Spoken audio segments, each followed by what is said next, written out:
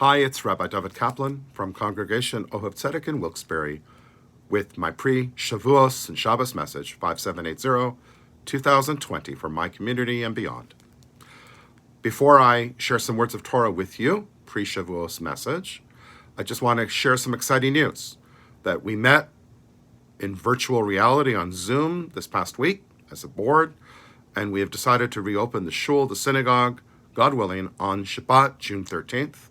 All the protocols for your safety and for procedural edicts in terms of the minyan will be forthcoming in the next week or so. So please be on the lookout for that. We'll send it via email and maybe even snail mail. And our purpose is to make you feel safe on your return to the big shul upstairs on Shabbos morning. Again, please God, it'll be on June 13th. Shavuos is the culmination of a period that connects Pesach, Passover, to Shavuot, Zaman Matan Torasenu, the season, the time of where we accepted the Torah at Sinai. And the period has a special name. It's called the Omer period. And in fact, we have a mitzvah, a command, that each and every evening, the onset of a new day, we count the Omer by days and by weeks, 49 days. Interestingly, the Omer is seemingly an insignificant, very bizarre word to use when we are describing metaphorically this 49-day period we're hoping to elevate ourselves and to ascend metaphorically to Sinai again in our relationship with God. It's strange because the Omer was a gift, a korban that was brought for the barley to thank God and to permit the use of the crops, the new Chadash, the new crops in Israel.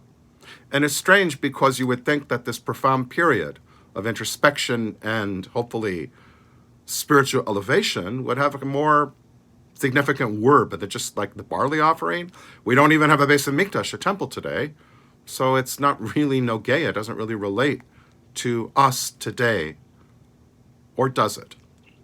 I want to share with you something that I learned this past week. A really interesting insight, I believe. The word Omer, in addition to referring to the barley gift, the actual korban, the sacrifice, the gift from us to God, was also a measurement.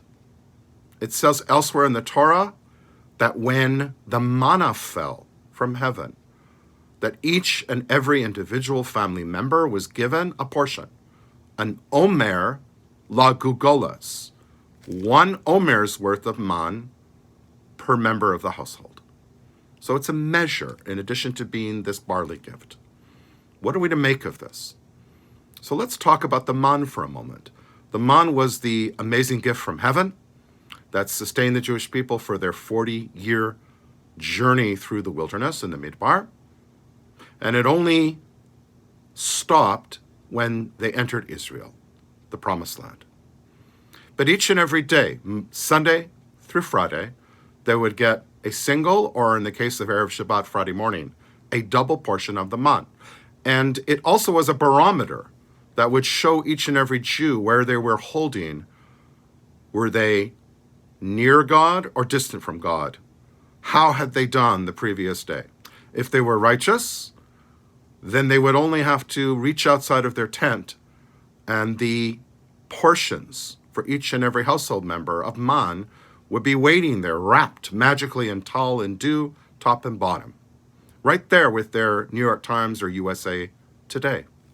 But if they were distant from God, if perhaps their actions the previous day or two had been less than exemplary, then they had to travel more of a distance from their tent. Ultimately, no matter how far they would travel, they would gather what was needed for each and every family member. So it was an ongoing assessment, if you will, of each and every Jew's relationship with God.